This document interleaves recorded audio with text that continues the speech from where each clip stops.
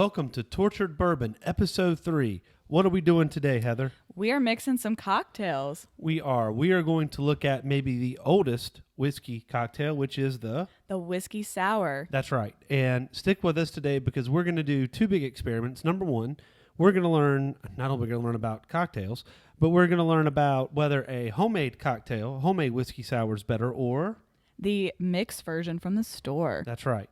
And we're also going to be exploring four of maybe your, not well, but maybe maybe one mid-shelf? step above. I would say mid-shelf. Your $35 price range, $30 to $35 price range bourbons that you will see in most bars. Yes. And that they'll be advertising to make you a whiskey sour. So right. We're gonna explore those two things. So stick with us.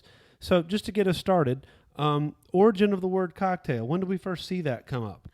Well, first we have to talk about what goes in a cocktail, which you taught me, which is from 1806. That's right. And let's see if my memory serves me right. It is sugar, water, spirits, and bitters. That's it. All right. Pass and the that quiz. is 1806. That's a cocktail. And we know that people were mixing drinks before that, but that's really the first time that we see it according to the Google. According to the Google. In the written word.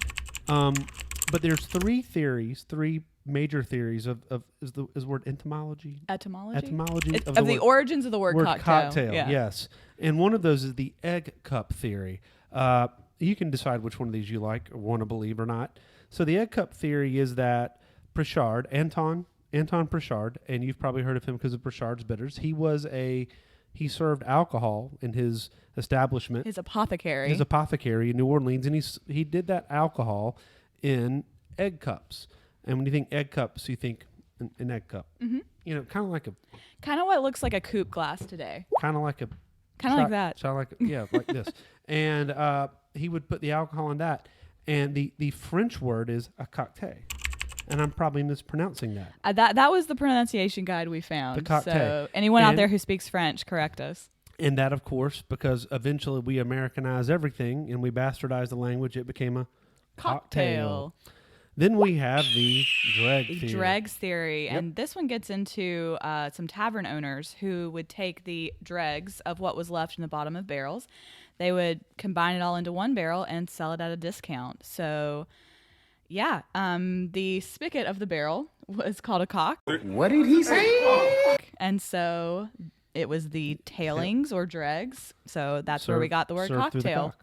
It served right through the cock. And if you've seen the movie Gangs of New York, they actually do that in the movie Gangs of New York. It's in one of the bar scenes. So maybe that's the one that's historically accurate. It's the one where they kill Liam Neeson soon. So that wasn't bad at all. All right, and then finally we have the docked horse theory. In the 19th century, workhorses, they would dock their tails. They would not have these gorgeous flowing tails like the thoroughbreds would have, the racehorses. It was actually a trend for a while to dock all the horses' tails, but then it fell out of favor for your thoroughbreds. Yep, and your racehorses. So if you had a cocktail horse, you were saying that you couldn't really afford you had a workhorse. Right, you didn't have the prestigious thoroughbred. And horse racing and alcohol go together. Quite well. And have for centuries. And eventually, the cocktail meant an adulterated beverage. Right. I don't know which of those three I believe. I'm going with the egg cup theory. You're going with the egg cup cup theory? Feels the best to me. I do know that we have our spirit animal for this show is probably the rooster. It is the rooster for sure. So as you can see, they're back there. Yeah, we have some rooster decor behind us today. So we're all about those cocktails. So the whiskey sour. It's the first fancy drink. It's the first fancy drink you probably ever had. It absolutely was the first fancy drink I had. So we're moving past a mixed beverage, which is the Jack and Coke, into the definition of a cocktail. Right. So, and we could argue that back and forth. But this is a cocktail. It is. And the first time that you see the word whiskey sour mentioned is in 1862 in the Bartender's Guide by Jerry Thomas. I don't have a copy of that. I would have held it up if we did. Absolutely. But we do. If someone wants to send us a copy, we'd be happy to hold it up. Lovely to show it. They do think that this like mini mixed beverages it originates with sailors. It does because on a ship it was pretty hard to get some fresh water, and the water you had tended to make you kind of sick. So what did you have? You had whiskey and you had rum. And they also would get scurvy. That also happens on So you ships, need a I'm little told. vitamin C. So you throw some lemon or some citrus in there, and guess what you got? You got the origins of a whiskey sour. You got the origins of whiskey sour. And a healthy drink. And let's be honest, if I'm stuck on a 100-foot, I mean, I've been on the replicas of those boats that cross the Atlantic. Yeah.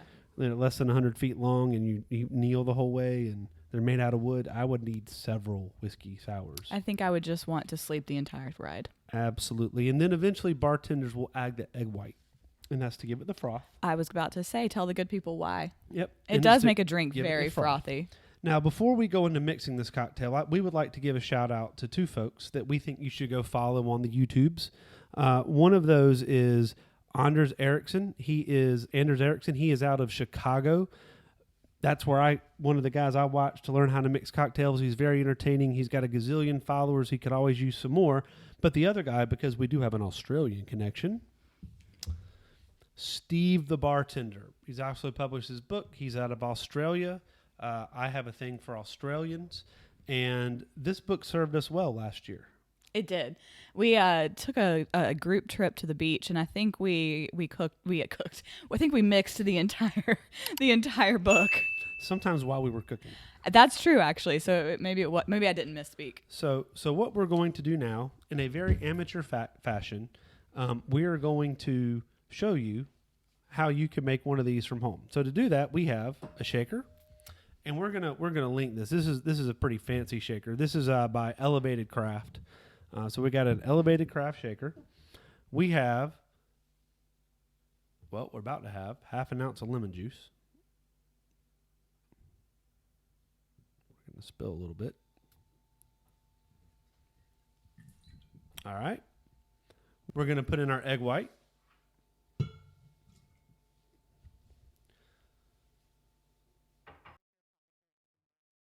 Half an ounce of simple syrup.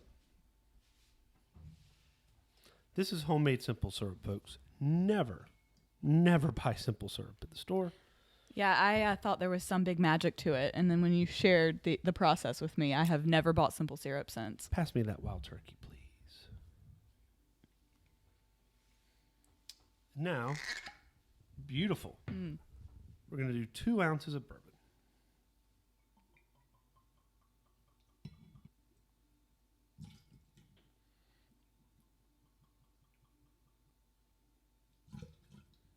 Fantastic. 3 shakes of Angostura bitters. Perfect. So what we're going to do is we're going to agitate. We're going to agitate the egg white. And I'm good at agitation. Just ask my wife. So first we shake this. We agitate. Agitate the egg white. That's the band name. Called it. Agitated egg white. Agitated egg white. All right. I like that. That's pretty good. Now we add the ice. And Shake, shake, shake. we shake. Could we please have a cooled glass? No. Then Your top is not one to work with you today. we double strain. Ooh, look how frothy. I have never had a whiskey sour that looked quite like that. And ladies and gentlemen, the whiskey sour. What a pretty color. What a pretty color. So now we have that one. Why don't you make us one with the mix? It's going to be a whole lot less steps. So Okay.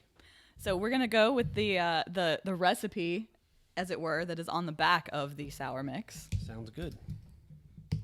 Need the shaker, please. You have your shaker. I'm just kidding. And since we don't need to agitate an egg white, I'll just have you go ahead and put ice in the shaker. All right, Look guys. how pretty that It's beautiful. This is beautiful. What is that, velvet? But, this is going to be a very different color. I think the color of mine is yellow number 5. All right. So we're going to add 3 ounces of the mix. Let's make sure I can do math. 1.5 and 1.5 equals 3, right, guys? To this day. Part of this is doing it with a microphone in your face. I have to tell you, that is the challenge. It is. It's different. All right, so we got 2 ounces of the yellow stuff. And then 3 ounces, excuse me. And then we're going to do 2 ounces of whiskey. We'll do the same one. We probably want to get another chilled glass. That would be wonderful.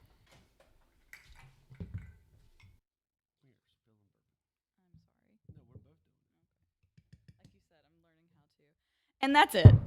So if you're making it from a mix, that's all. So let's put the lid on here. Shake. This one says to shake hard, not vigorously. Hard. Yours is fancier, so you shake yours vigorously. Mine, you just shake hard. Just going to step out of your way then.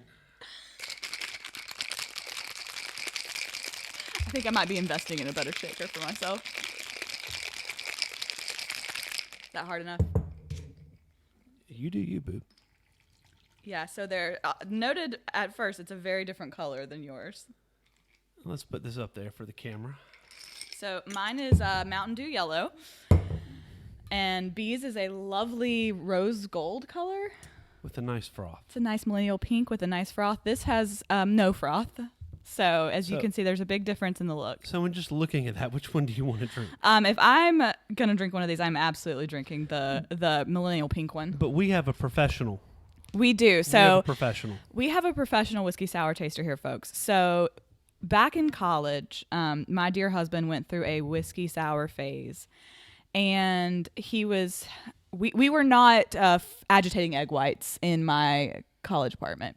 So we had the good whiskey sour mix, and he would just dump a little in a glass and dump a little bourbon in with it, and that was the cocktail. But we noticed that every time he would drink them, he would start breaking out into hives all down his face and neck. So that's why he stopped drinking them. And our theory was that it was the store-bought mix, but we never experimented to figure out if that's what it was. So we're going to have him come up and try the homemade and the mix. Yes, and what we'd like to hear is how's it feel in the mouth, how's it taste, and any after effects. After effects, he might have to pop back on later to tell us. Yeah, but we will say that is a gluten-free, kosher, cane sugar, all-natural flavors, and vegan mix. It is. It's probably fancier than what we had in college. Our producer, ladies and gentlemen. All right, so which one do you want to try first? I think I will try bring back some nostalgia. Give me the store-bought first. Should taste like college. Oh, that tastes just like college. What does it taste like? What are you getting? Again, I don't have a very refined palate, but it definitely has a syrupy aftertaste. It is sour. Don't really taste a ton of whiskey. Probably masked by the artificial flavorings. Yeah, probably, but yeah, no, I mean that definitely tastes like what I drink a lot of. But would that be something you would choose to drink now? Probably not. Probably not. All right, well, let's try the from scratch.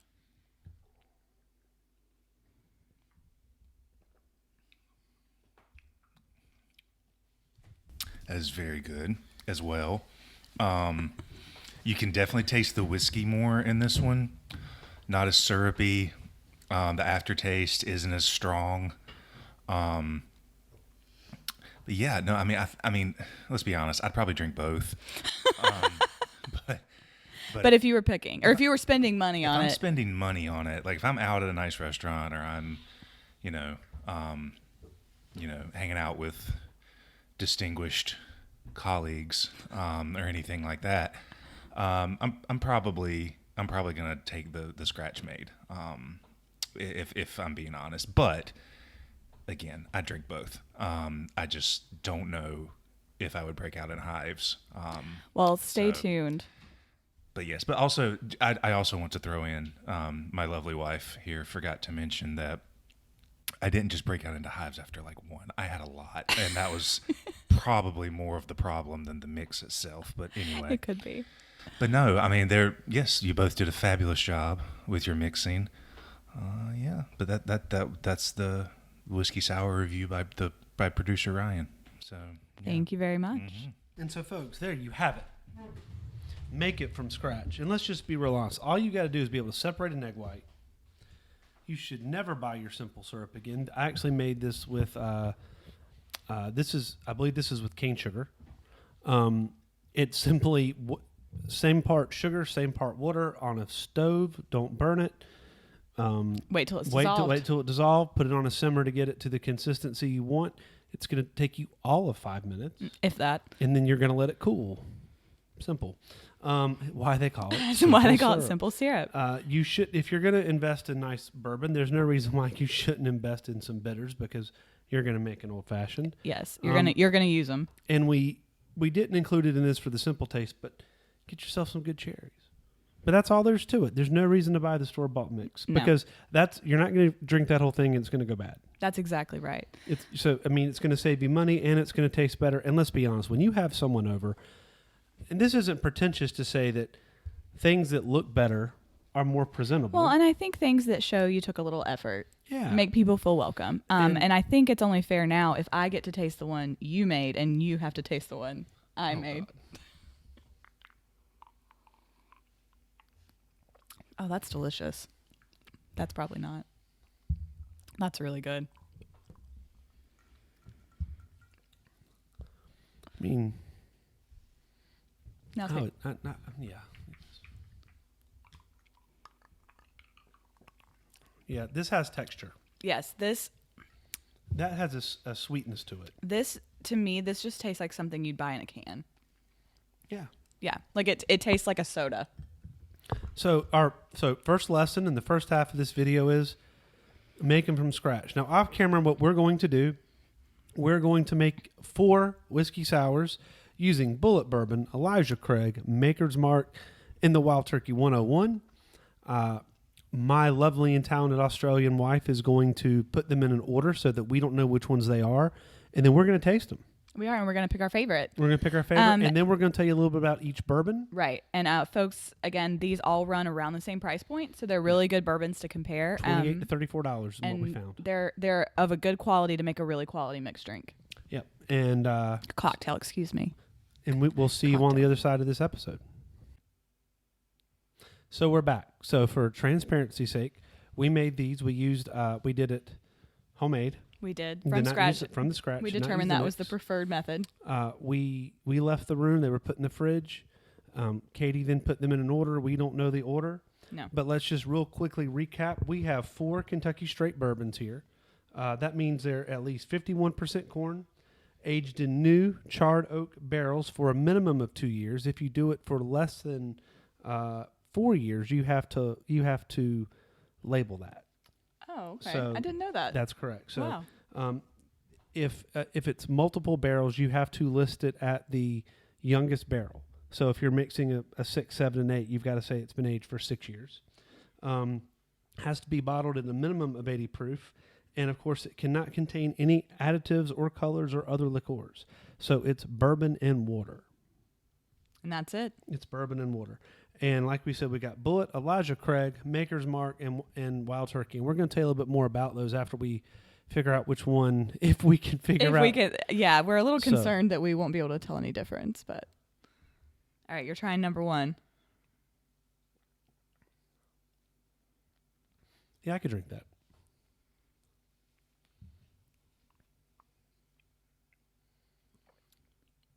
Nothing wrong with that. Nothing.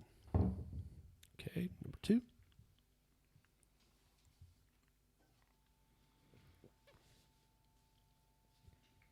Okay. Tasted any difference yet?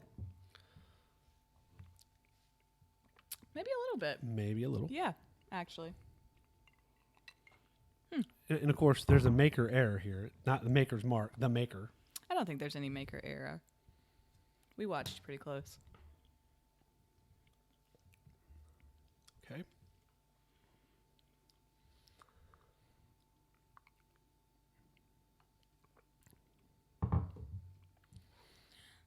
That one tasted different too.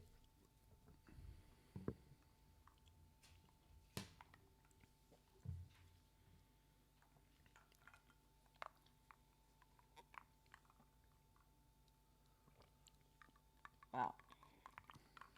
They do taste slightly different. I might have a hard time ranking them. I actually have a clear favorite out of the 4.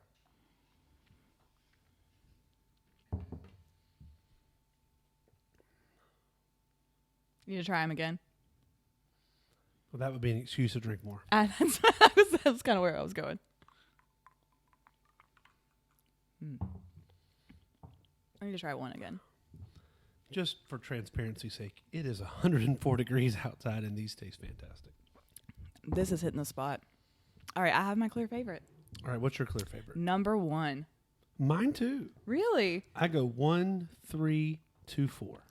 I think I went 1, 4, 2, 3. So I went 1, 3, 2, 4.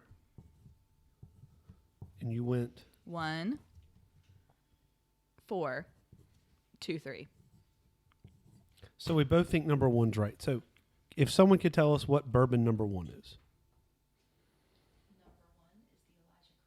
Ah. That doesn't surprise me at all, actually. All right. So Elijah Craig. Let's talk about Elijah There Craig. is a reason that most of the time if you go order a bourbon cocktail at a bar, their standard is Elijah Craig. Made by the Heaven Hill Distillery. It's the largest privately family-owned distillery in the United States. Some other, and they look, lots of titles. Evan Williams, Lunazol. We all know Lunazol. We do. Tequila. Admiral Nelson Rum, and Larceny. Well, Yep. I always forget Larceny Yeah. is included in there. Another solid bourbon. But they and they got a ton of other labels. But Right. So 94 proof, aged 8 to 12 years, 78% corn, 10% rye, and 12% malted barley. They say you should taste the oak, the vanilla, and caramel. I don't know Okay. if I get that when it's Nope. mixed with lemon and simple, Absolutely. but we will try that sometime. All right? absolutely. So 3 and 4. Which one's 3? 3 is the maker's mark. Ah. Okay. Okay. So this was my second, and this was your least favorite. All right. But would you drink it? Oh, yeah. Okay. When we say least, we just mean the lowest of the really good. Right. And it was my second. It's 90 proof, made by Beam Suntory. Beam as in Jim Beam. And Suntory is, and I'm pronouncing that wrong, that is a Japanese company. This is a Japanese conglomerate. 90 proof, aged 6 to 7 years. 70% corn, 16% wheat, and 14% malted barley. Obviously, Jim Beam, Maker's Mark, El Tesoro, which is a fantastic tequila, and then a number of others. So another large, so you've got a large private family-owned, and then you have corporation-owned, but these guys also make Jim Beam, and we all know Jim Beam. We do. Now, her second favorite was number 4. That makes sense. I'm a fan. This is hurting my heart. So Bulleit, and we do want to make notes because we want to make sure we get this right. Diego, they also make Smirnoff, Johnny Walker, Captain Morgan's, and Guinness. Huh, I've heard of a few of those Yeah, before. and that, like I said, they've got a longer list than that, but that's out there. 90 proof, aged at least 6 years. Gentle, 68% corn, 28% rye, 4% malted barley. Gentle spices and sweet aromas. You definitely get the maple Definitely get the maple. in the Bulleit. And then obviously my last was number 4. So my last was The Bulleit. the Bulleit. Yours last was The Maker's Mark. the Makers. But both of us had in third place The Wild Turkey. Which I think probably making you a little sad. I think you thought you'd like it best. I thought it would be in the top 2. Mm. I thought it would be in the top 2. It was it was my least favorite. Or next to No, least favorite. it was it That's was what I both meant. of ours. It was next next to least favorite. So, Wild Turkey, the Campari company, they make Aperol, Sky Vodka. Heard of and- these things yeah. too. Oh yeah. 101 proof, 75% corn, 13% rye, and 12% malted barley. So this is your strongest. I think Elijah was it 93 or 94? 94, and both of these are at 90. That sounds right. Yep. So all hold up Yes. well. All hold up well. And price points 28, 34, 34, and 34. That's correct.